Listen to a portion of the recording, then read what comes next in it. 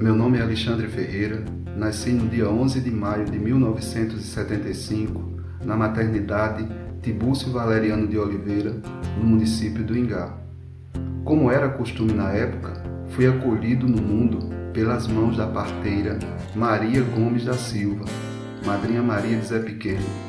Filho de Maria de Lourdes da Conceição e Antônio Ferreira, vivi meus primeiros anos de vida no bairro do Tijolo Cru.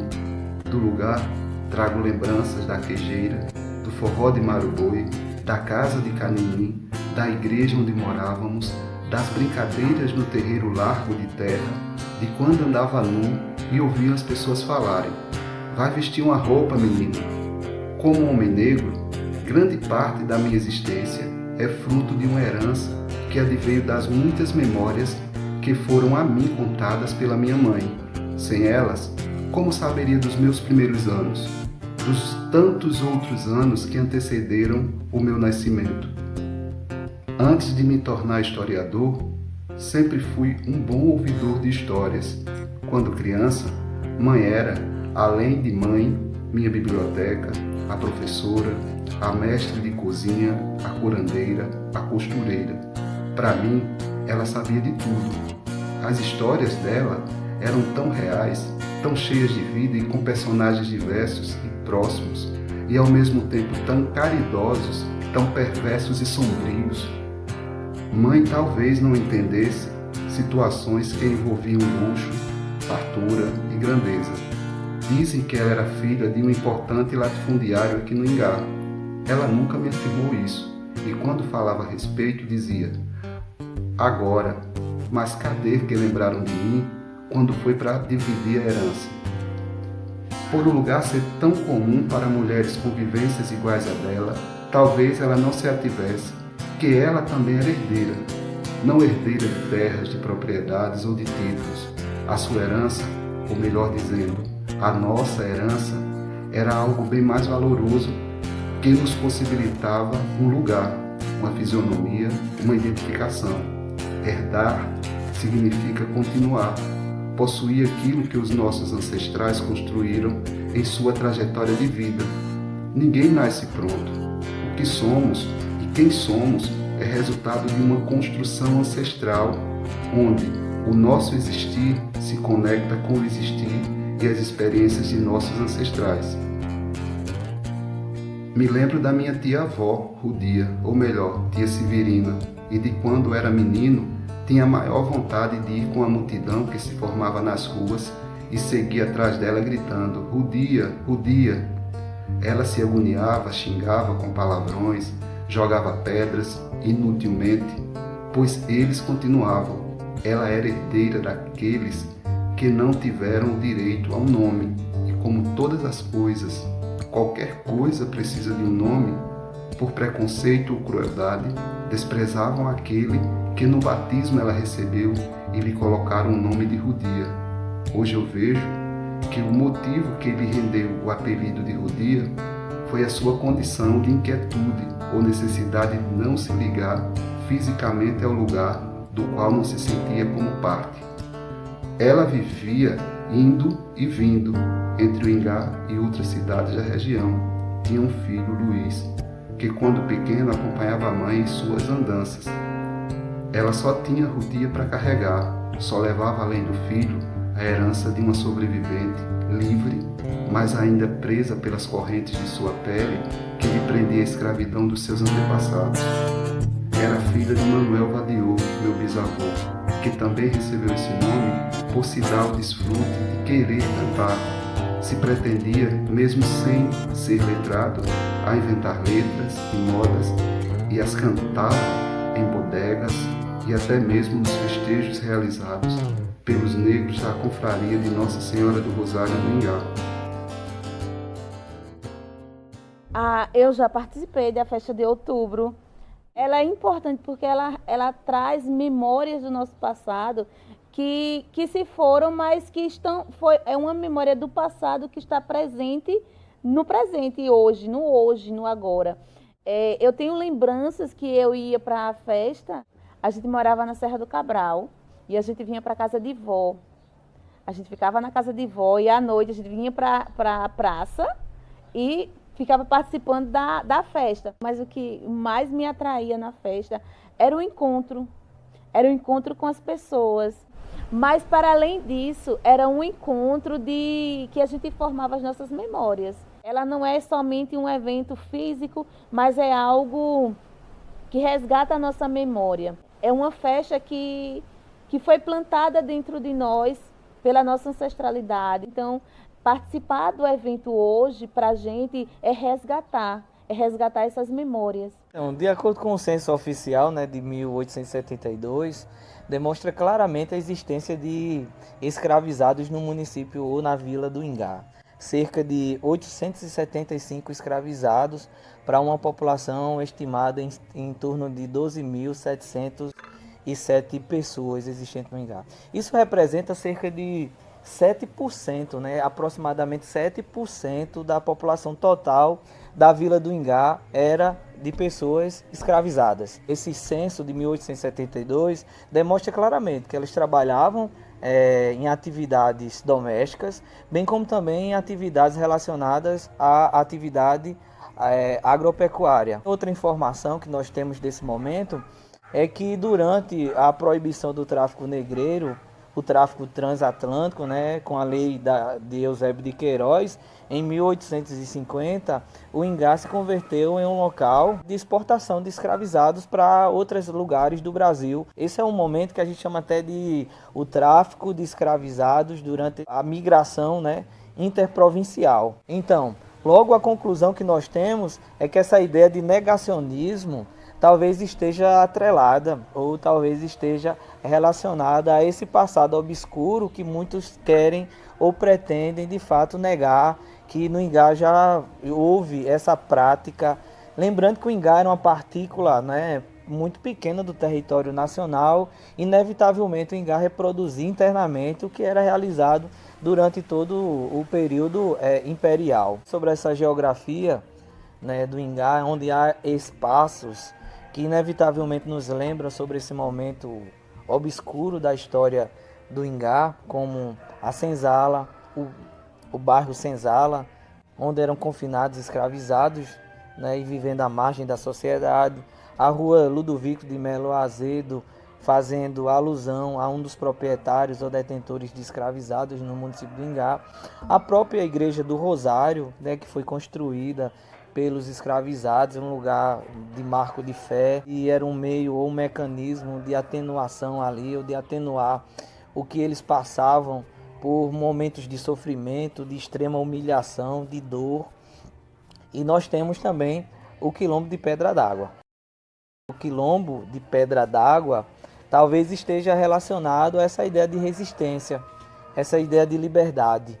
Muitos até entendem que Pedra d'Água, em sua gênese, não nasceu como os demais quilombos do nosso país, onde escravos fugitivos abrigaram-se naquela localidade. Pelo contrário, foi feito justamente por pessoas livres, pobres, mas que, no entanto, encontraram naquele espaço geográfico ingaense um local onde eles pudessem desenvolver suas práticas identitárias, as suas práticas religiosas, que caracteriza um povo, que caracteriza justamente toda uma coletividade humana.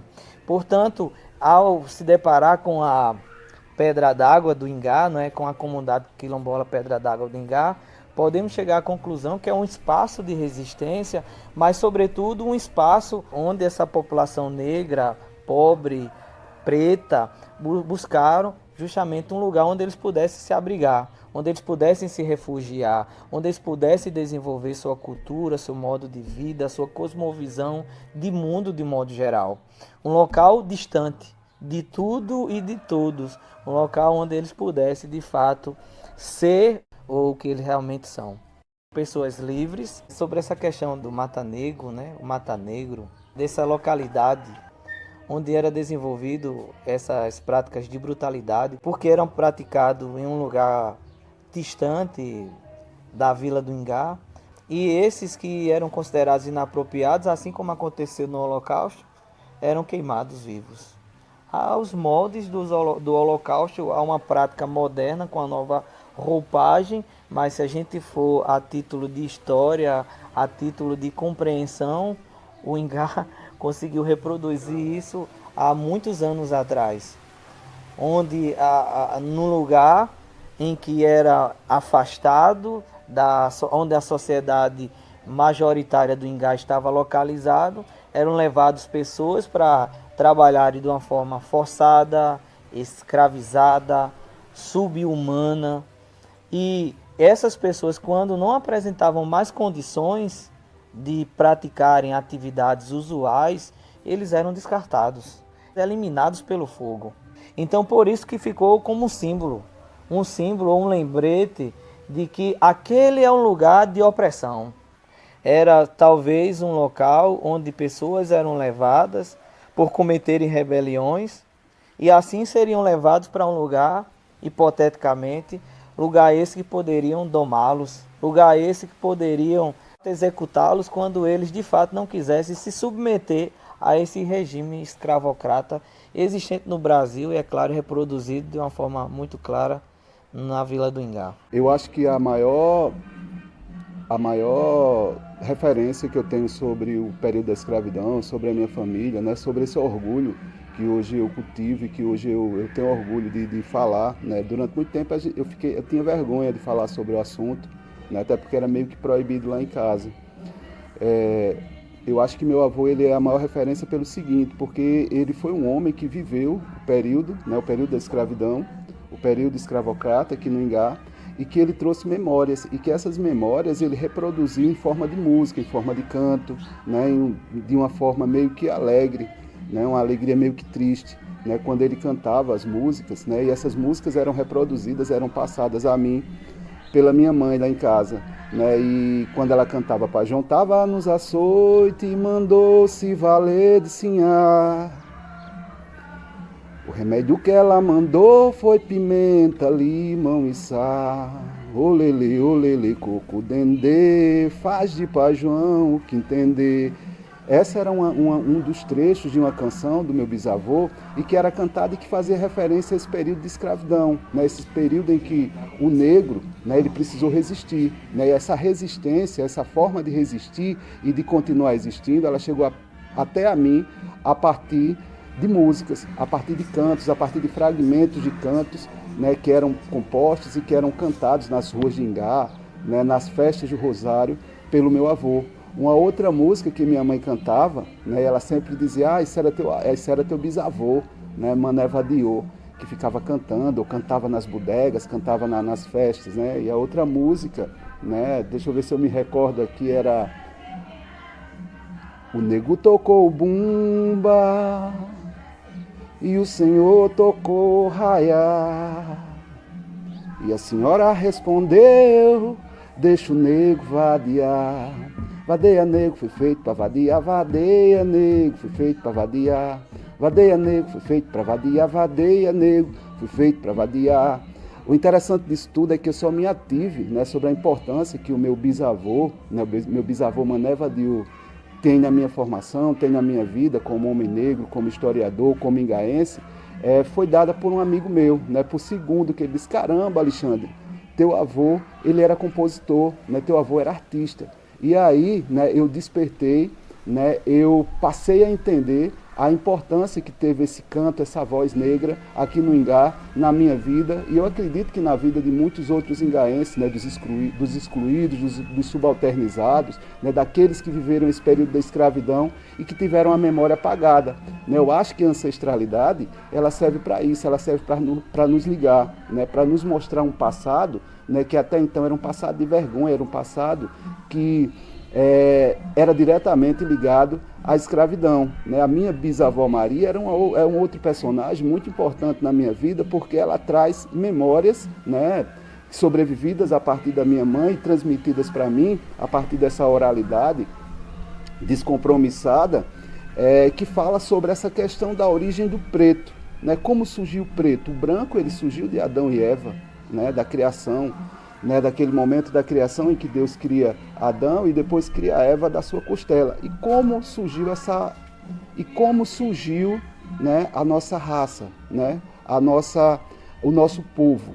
né? E minha avó, geralmente essas histórias eram contadas quando ela ia para o tanque, lá em Barrinha, lavar roupa, e levava minha mãe criança e contava para minha mãe, né? Ah, minha filha, né? Nós nascemos, né, também de Eva, nós somos filhos também de Eva, só que com a outra versão, né? Com o lugar já de segregação, né? Segundo a minha avó Maria, que também viveu esse período da escravidão, quando Eva sentiu as primeiras dores de parto, ela chamou Maria, Virgem Maria, para fazer o parto. Olha que contradição, né? A Virgem Maria vai nascer séculos depois, mas eles faziam essa, vamos dizer, eles encontravam essa explicação, né? E ela dizia o seguinte, né? Que quando Eva começou a sentir dores de parto, ela chamou Maria, né? Maria foi ser a parteira de Eva e, né, nesse momento Maria passou a ter várias crianças. As primeiras crianças, né, por serem banhadas, né, nasciam e eram banhadas numa bacia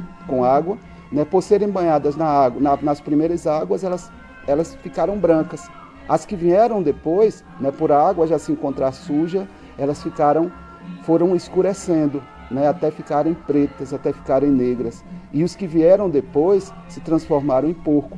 A gente percebe, né, nessa narrativa, né, nessa narrativa oral, que o negro, ele não se via igual o branco, né? Ele se via dentro dessa logística social, dessa logística escravocrata, dessa logística inclusive pós-escravista, né? Em lugar segundo, né? Em lugar depois do branco, em lugar onde ele se servia daquilo que o branco não queria mais, daquilo que não mais servia o branco, que era justamente os lugares de subalternidade, né? A importância da minha bisavó, né, na vida da minha mãe, na minha própria trajetória ancestral, ela é muito espiritual, né? Ela é algo que faz com que a gente reflita esse lugar do negro dentro dessa sociedade ingaense, uma sociedade machista, escravocrata, excludente, né, uma sociedade patriarcalista e uma sociedade principalmente, né, que olha o negro a partir do lugar de uma exclusão. É importante que a gente reveja todos esses conceitos, é importante que a gente passe, né, a olhar para o passado e entender que é preciso sim a gente olhar para o passado para que um futuro ele possa ser construído a partir de lugares de igualdade, não de lugares de submissão, não de lugares de segregação, como foi e ainda é a Rua da Senzala, como foi e ainda é a história do Mata Negro, como foi e ainda é o lugar desse herdeiro ancestral dessa escravidão e desses homens pretos e excluídos dentro dessa sociedade ingaense. É importante que a gente veja a ancestralidade como algo não ligado apenas ao passado, mas como algo que nos constrói, né, que nos coloca no futuro e dentro de uma prosperidade. Era interessante na minha infância também, né, e eu lembro disso muito vivamente quando a gente ia para a casa de Rina, né, que era a minha avó, ou Theo, como os netos chamavam, né? Rina, quem chamava Rina era a mãe. E quando a gente ia para lá, né? Lá era um lugar onde a casa da minha avó ficava lá em Barrinha, né? Depois das Pedras de Ingá. E eu lembro que era uma casinha de taipa, acho que um espaço, uma casinha de taipa, um barraco de taipa coberto de telha, né? De mais ou menos 2x4.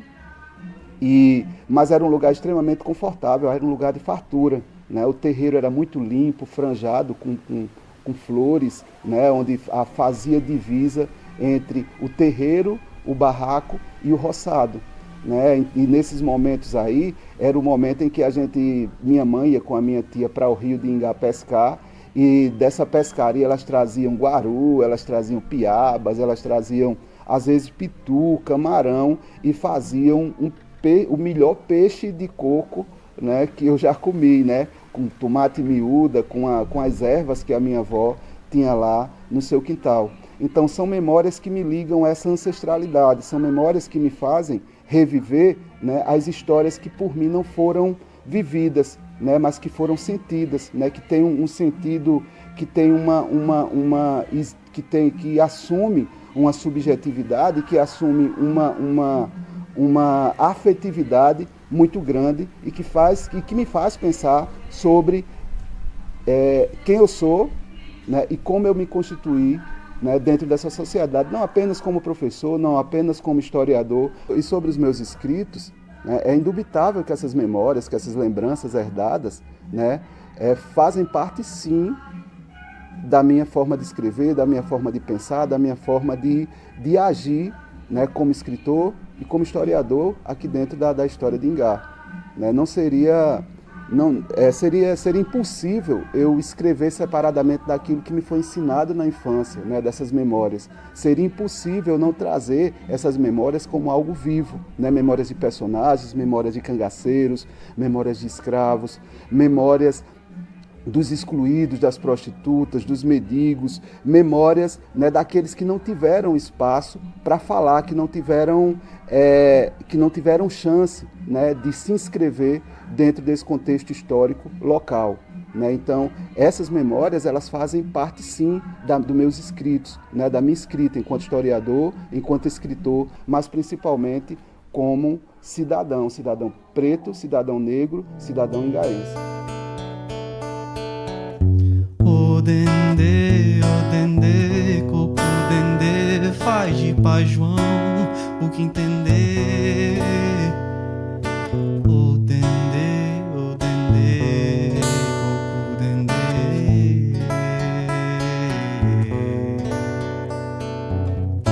O feitor com tirania bate em paz, João, que gemia. Vai, nego, grita, grita, e no gemido se ouvia: livrai-me, Jesus e Maria. O dendê, coco, dendê, faz de paz, João, o que entender. O dendê, coco, dendê.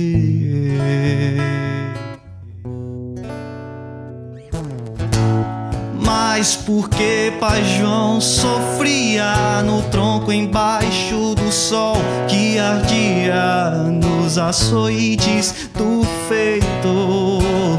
Por que, meu Deus, meu Senhor? Por que, meu Deus, meu Senhor?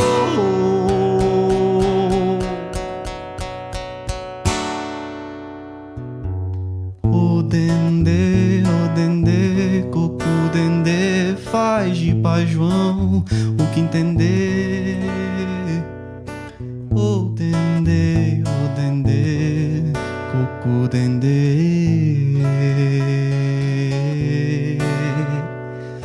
O dendê, coco, dendê, faz de Pai João o que entender.